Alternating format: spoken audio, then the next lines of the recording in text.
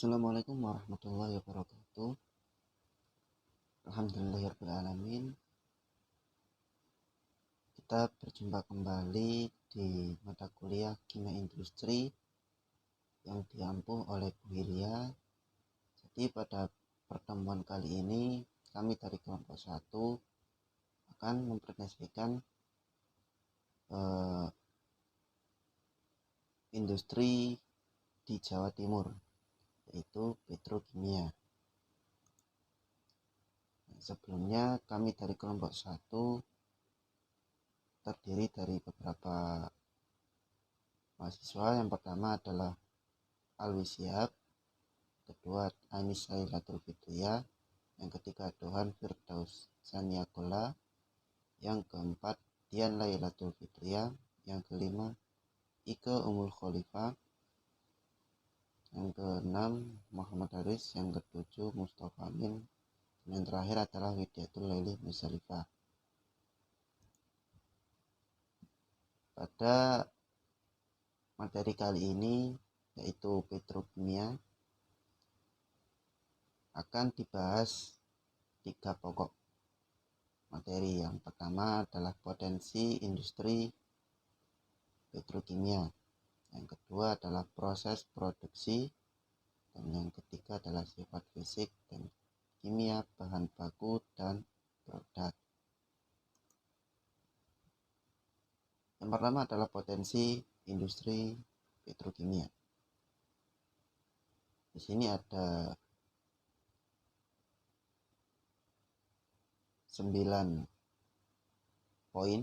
Yang pertama adalah profil perusahaan, yang kedua adalah kinerja produksi, yang ketiga kinerja keuangan perusahaan, yang keempat penugasan penyaluran pupuk bersubsidi, yang kelima roadmap petrokimia Gresik, yang keenam tantangan daya saing dan pengembangan perusahaan ke depan, yang ketujuh strategi dan inovasi perusahaan, yang ke-8 daya serap pupuk organik dari masyarakat, yang ke-9 peran sosial perusahaan terhadap UMKM. Profil perusahaan. Lokasi perusahaan berada di Kabupaten Gresik, Provinsi Jawa Timur, dengan luas lahan sekitar 500 hektar, yang posisi geografisnya berada di Kecamatan Gresik, Kecamatan Kebun Mas, dan Kecamatan Manyar.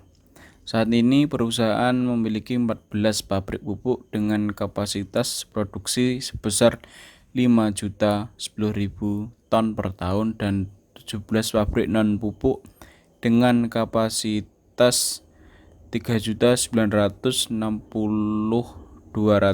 ton per tahun. Kinerja produksi. Perusahaan dari sisi produksi, total produksi perusahaan pupuk dan non-pupuk mengalami tren meningkat dari tahun 2014 sampai 2017 dan mengalami penurunan di 2018. Untuk produksi pupuk mengalami penurunan periode 2014 sampai 2016, meningkat pada 2017 dan kembali mengalami penurunan di 2018. Sedangkan produksi non-pupuk meningkat sepanjang 2014 sampai 2017 dan menurun cukup drastis di 2018. Dari sisi kinerja keuangan, pendapatan perusahaan mengalami fluktuasi pada periode 2014 sampai 2018. Sedangkan untuk laba perusahaan mengalami penurunan sepanjang 2014 sampai 2017 dan meningkat lebih dari 100% pada 2018 dibandingkan tahun sebelumnya. Penurunan kinerja keuangan perusahaan pada tahun 2016 terjadi adanya disparitas harga bahan baku. Penurunan kinerja keuangan perusahaan pada 2017 disebabkan oleh perubahan alokasi penyaluran pupuk bersubsidi di akhir 2017. Sedangkan untuk 2018, peningkatannya terutama disebabkan oleh optimalnya penyaluran pupuk subsidi dan tingginya penjualan pupuk ekspor. penugasan penyaluran pupuk bersubsidi. Dalam kegiatan pendistribusian pupuk bersubsidi, PT Petrokimia Gresik berpedoman kepada Permendak Nomor 15 Tahun 2013 serta Permentan Nomor 47 Tahun 2018. Dalam aturan tersebut diatur beberapa hal utama, yakni yang pertama, produksi wajib menjamin kelancaran penyaluran pupuk bersubsidi berdasarkan prinsip 6 tepat dan menguasai gudang di lini 3 pada wilayah yang menjadi tanggung jawabnya. Yang kedua, distributor melaksanakan penyaluran pupuk bersubsidi dari lini 3 sampai ke lini 4.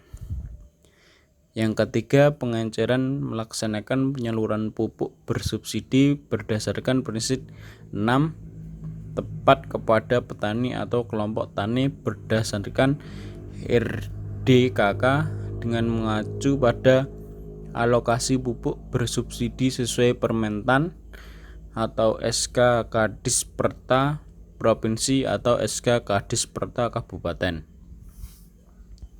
Roadmap Petrokimia Gresik. Dalam 5 tahun ke depan, perusahaan menargetkan pendapatan sebesar 34,4 triliun dengan melakukan beberapa terobosan antara lain. Yang pertama, melakukan strategi pertumbuhan pada bisnis existing dan bisnis baru. Untuk existing akan dilakukan penguatan struktur bisnis untuk efisiensi dengan melakukan pembangunan pabrik MAP dan meningkatkan pangsa pasar dengan meningkatkan kapasitas produksi aluminium fluorid dan NPK. Sedangkan untuk bisnis baru, perusahaan akan melakukan diversifikasi dengan membangun pabrik soda as sebagai penguat industri kimia nasional dan substitusi impor soda as. Hasil produksi samping berupa amonium klorid sebagai penguat struktur harga produk pupuk untuk peningkatan laba. Yang kedua, melakukan transformasi bisnis dalam rangka mencapai target untuk menjadi pemimpin pasar dan pemain dominan di agroindustri nasional. Efisien dalam pembiayaan serta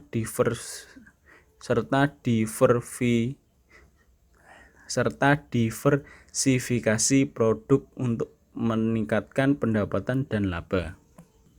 Tantangan daya saing dan pengembangan perusahaan ke depan.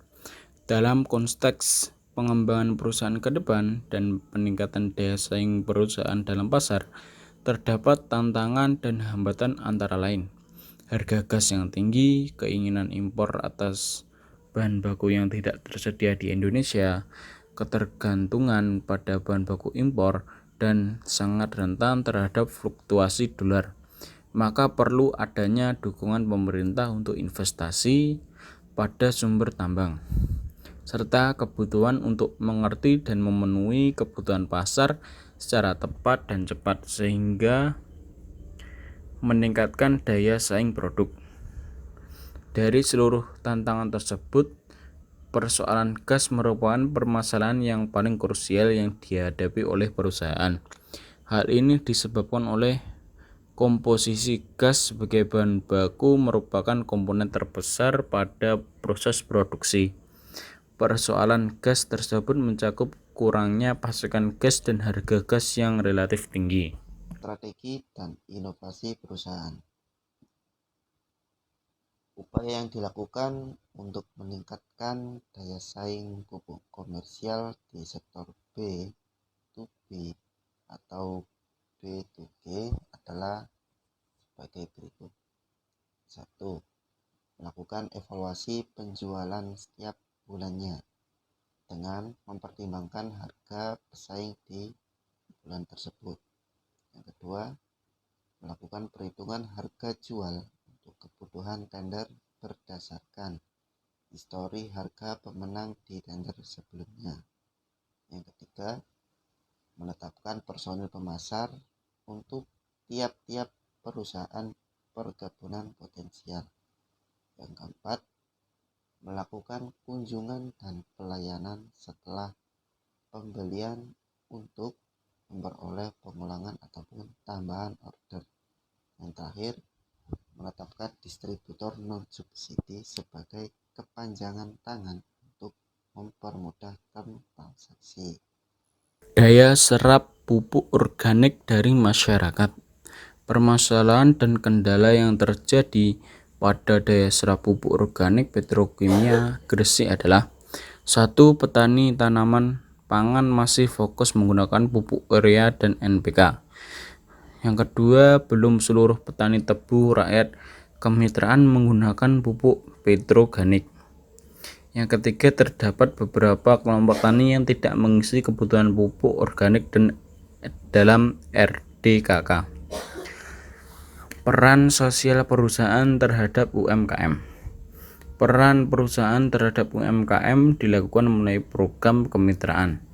Dalam pelaksanaannya, mayoritas program kemitraan tersebut disalurkan ke beberapa sektor dan jenis produk. Antara lain, nomor 1, industri. Ada industri batik, batik tulis, busana muslim, dan lain-lain. Yang kedua, perdagangan. Ada pupuk dan pestisida, mebel, ikan, dan lain-lain. Pertanian, padi, jagung, dan benih padi. Peternakan, sapi, pedaging, dan kambing. Perkebunan, tebu, kelengkeng, dan nanas. Perikanan, ikan, bandeng, gurame, dan lele. 7. Jasa bengkel, persewaan, dan catering, dan lain-lain. Poin yang kedua adalah proses produksi. Dalam proses produksi ini terdapat 3 unit. Yang pertama adalah unit urea. Bahan baku pembuatan urea adalah amoniak cair dan gas CO2. Amoniak cair yang digunakan merupakan produksi utama dari pabrik amoniak di Departemen Produksi 1. Sedangkan gas CO2 yang digunakan merupakan produk samping dari pabrik amoniak tersebut. Pabrik ini dirancang untuk memproduksi pupuk urea dengan kapasitas produksi 1.400 ton per hari dengan detail bahan baku proses produksi urea sebagai berikut. Yang pertama adalah amoniak cair dengan spesifikasi kadar NH3 dengan 99,5%, H2O dengan 0,5%, suhu atau temperatur 30 derajat Celcius dengan tekanan 20 kg cm persegi. 2. Gas CO2 dengan spesifikasi sebagai berikut. Kadar CO2 sebesar 99%, total sulfur 0,8%, H2O 1 derajat, temperatur 35 derajat Celcius, dan tekanan 1 kg per cm persegi. Dengan tahapan proses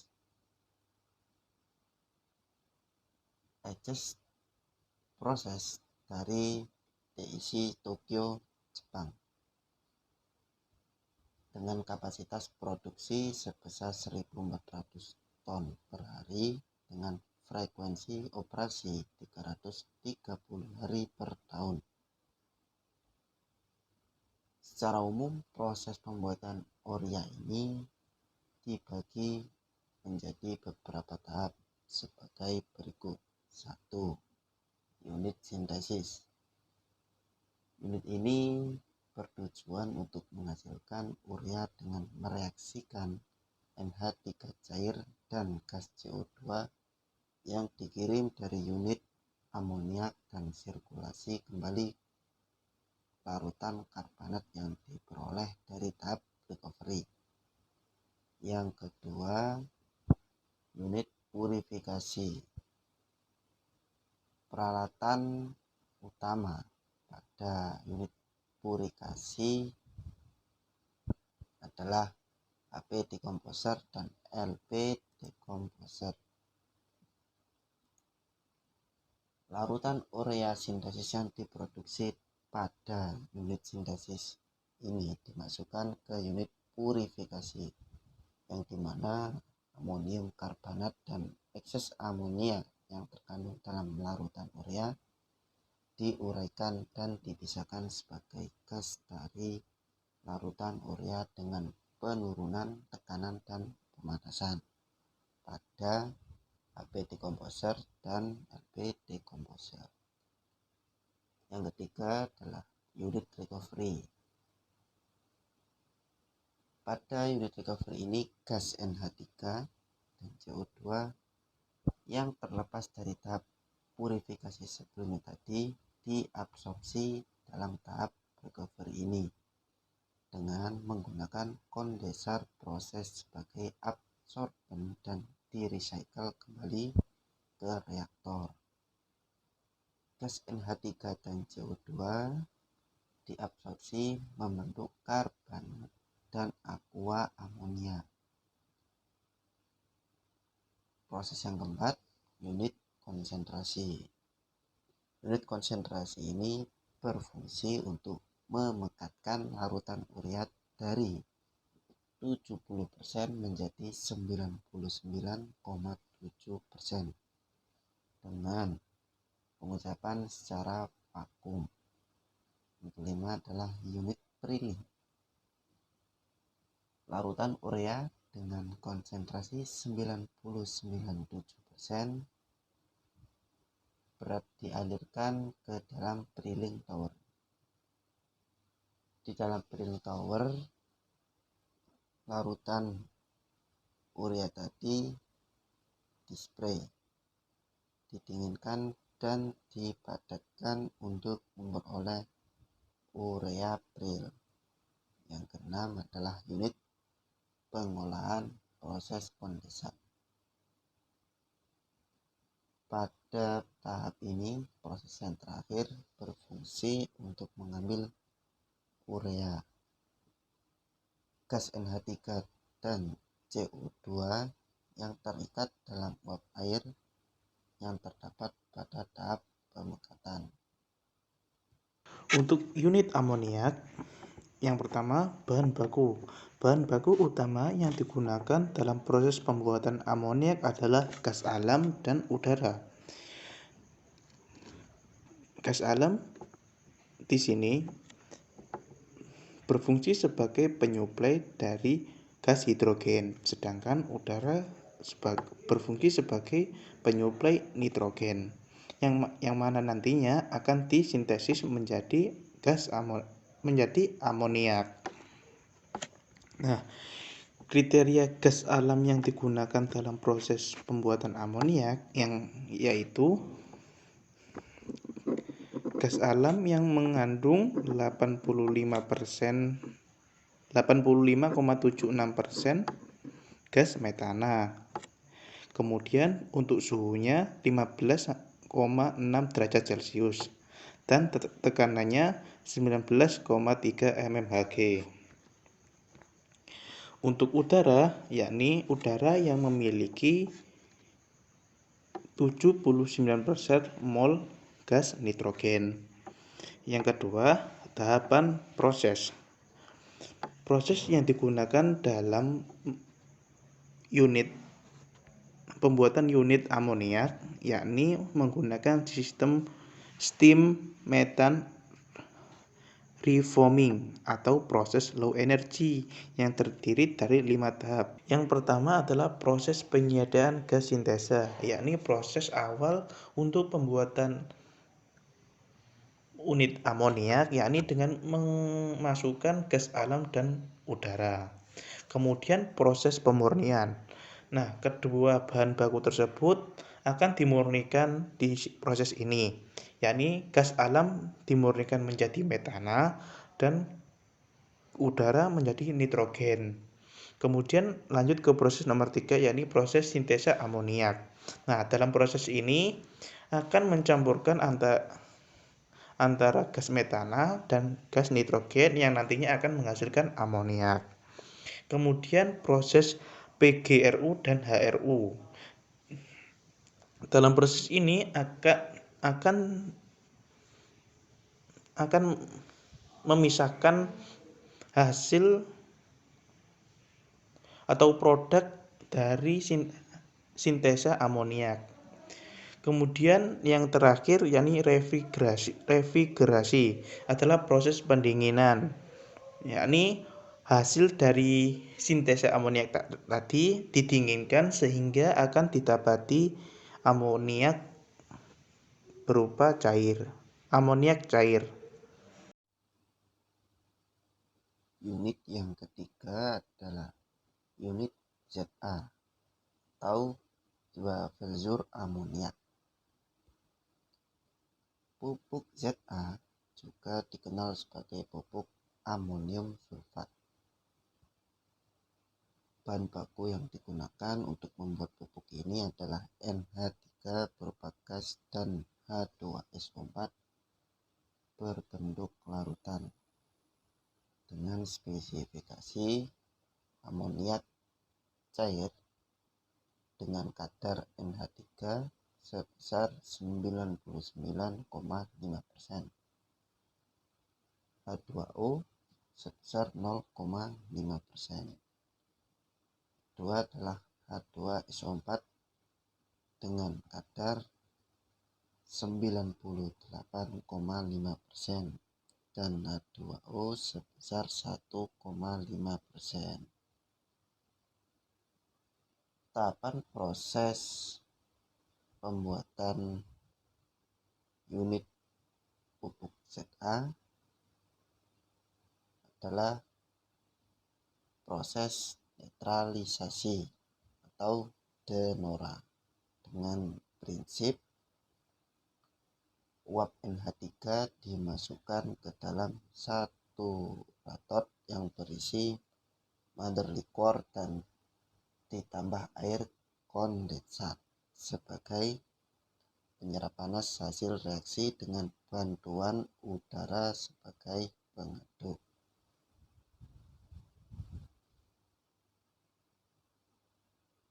Dengan tahapan proses pembuatan pupuk ZA sebagai berikut. Yang pertama, 1.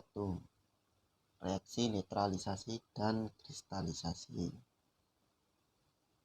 Kedua reaksi ini terjadi dalam saturator R301 ABCD dengan tujuan untuk mereaksikan gas amonia murni dengan larutan asam sulfat dan memekatkan amonia sulfat yang terbentuk. Yang kedua adalah pemisahan kristal. Proses ini bertujuan untuk memisahkan kristal amonium sulfat yang terbentuk dari ml larutan amonium sulfat dari tangki mother liquor. Harus dijaga suhunya pada 70 derajat Celcius dan dilakukan pengadukan secara kontinu sebelum dialirkan ke saturator R301 ABCD dengan menggunakan pompa P301. Yang ketiga, pengeringan produk. Pengeringan produk ini bertujuan untuk mengurangi kadar air dalam kristal amonium sulfat hingga 1,0% berat maksimal.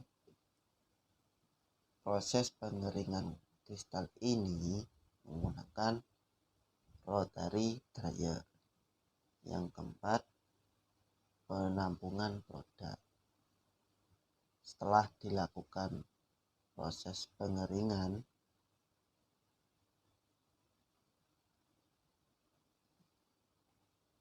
amonium sulfat ditampung dengan bertujuan untuk menyimpan sementara kristal Za sebelum dikemas.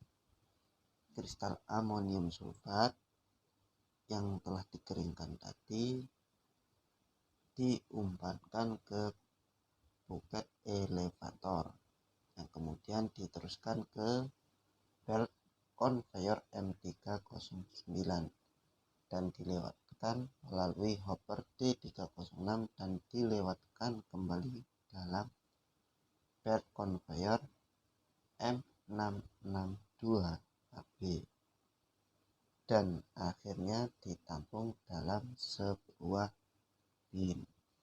Baik, untuk selanjutnya kita mempelajari mengenai sifat fisika dan kimia bahan baku dan produk. Yang pertama, sifat fisika dan kimia bahan baku. Bahan baku yang pertama yaitu adalah fenol. Di sini sifat fisikanya memiliki rumus molekul C6H5OH, kemudian berat molekulnya 94,108 kg per mol. Bentuknya itu berupa cair, kemudian titik bekunya 4,9, titik didihnya 181,4, kemudian titik leburnya 42-43. Kemudian di sini fenol memiliki sifat kimia. Yang pertama adalah reaksi antara dimetil ether atau dietil sulfat dalam keadaan netral atau alkali lemah akan membentuk sulfat ether yaitu arisol, yaitu C6C5OCH3. Kemudian yang kedua, nitrasi fenol dengan HNO3 encer menghasilkan isomer ortopara. Baik, untuk bahan baku yang kedua yaitu adalah formaldehid. Di sini memiliki sifat kimia, rumus molekulnya CH2O, berat molekulnya 30,026, kemudian bentuknya cair, titik didihnya 98 derajat Celcius. Kemudian memiliki sifat kimia yang pertama bereaksi dengan air dapat membentuk metilen gliko, di mana CH2O di situ bereaksi dengan H2O akan menghasilkan HO plus CH2OH. Kemudian yang kedua, reaksi dengan asetaldehid dalam larutan NaOH dapat membentuk reaksi seperti berikut. Kemudian bahan baku yang ketiga yaitu asam sulfat. Di sini asam sulfat memiliki sifat fisika, rumus molekulnya adalah H2SO4, kemudian berat molekulnya 98,08 gram per mol, titik didihnya 270 derajat Celcius dan spesifik gravitinya 1,8, kemudian kenampakannya lemah kekuningan. Kemudian memiliki sifat kimia yaitu dengan basa membentuk garam dan air. Di sini H2SO4 bereaksi dengan NaOH akan menghasilkan Na2SO4 plus 2H2O. Yang kedua, dengan garam membentuk garam dan asam lain. H2SO4 bereaksi dengan NaCl yaitu dengan garam akan menghasilkan Na2SO4 plus 2HCl. Kemudian yang ketiga yaitu dengan alkohol membentuk ether dan air. Di sini 2C2H5OH bereaksi dengan H2SO4 akan menghasilkan C2H5OC2H5 atau disebut dengan ether dan menghasilkan H2SO4. Yang keempat yaitu adalah natrium hidroksida. Natrium hidroksida memiliki sifat fisika yang pertama rumus molekulnya NaOH, kemudian berat molekulnya 40,01 gram per mol, spesifik gravitinya 2,130, titik didihnya 145 derajat Celcius, titik bekunya 4,4 derajat Celcius. Kemudian memiliki sifat kimia dengan asam membentuk garam dan air. Di sini H2SO4 ditambah dengan NaOH yaitu natrium hidroksida akan menghasilkan garam Na2SO4 plus airnya 2H2O. Kemudian yang kedua dengan etanol akan menghasilkan natrium etanoat C2H5OH itu adalah etanol. Kemudian direaksikan dengan natrium hidroksida akan menghasilkan NaOC2H5 plus H2O. Kemudian bahan baku yang kelima itu adalah amonia. Di sini amonia memiliki sifat fisika. Yang pertama adalah amonia dalam suhu kamar berwujud gas yang tidak berwarna. Kemudian yang kedua memiliki bau yang sangat menyengat dan mempunyai rasa seperti logam alkali atau sabun. Ketika dihirup bisa membuat air mata mengalir. Kemudian sifat kimianya amonia termasuk senyawa yang sangat stabil. Kemudian yang kedua amonia mudah terbakar di udara. Kemudian yang ketiga, amonia bereaksi dengan halogen dan menghasilkan produk yang berbeda-beda tergantung dari jenis halogen yang direaksikan. Di sini untuk sifat fisika dan kimia produk yang pertama adalah resin novalat. Memiliki sifat fisika dengan rumus molekul C7H6O8, kemudian berat molekulnya 848 kg per mol, kemudian bentuknya itu berupa cair. Di sini sifat kimianya tahan terhadap zat kimia, terurai terhadap asam kuat. Kemudian produk yang kedua yaitu aluminium fluorida memiliki sifat fisika, rumus molekulnya AlF3, kemudian berat molekulnya 89,98 kg per mol, bentuknya serbuk padat putih, kemudian densitasnya 3,1 gram per cm kubik, memiliki titik lebur 1,29 derajat Celcius, memiliki sifat kimia, kelarutannya larut dalam air, kemudian bahayanya itu adalah iritasi, kemudian di sini adalah produk utama dari petrokimia. Baik, sekian, terima kasih atas perhatian dan partisipasi teman-teman semua atas pemaparan yang disampaikan oleh kelompok 1. Jika ada kebingungan dalam memahami materi tadi, silakan teman-teman bertanya di WhatsApp group yang telah disediakan dengan mengirimkan pertanyaan sesuai format yang telah disediakan oleh kelompok 1. Sekian, terima kasih. Apabila ada salah kata maupun salah ucap, kami dari kelompok 1 meminta maaf yang sebesar-besarnya. Akhirul kalam, Allahumma fiqil aqmitorik. Assalamualaikum warahmatullahi wabarakatuh.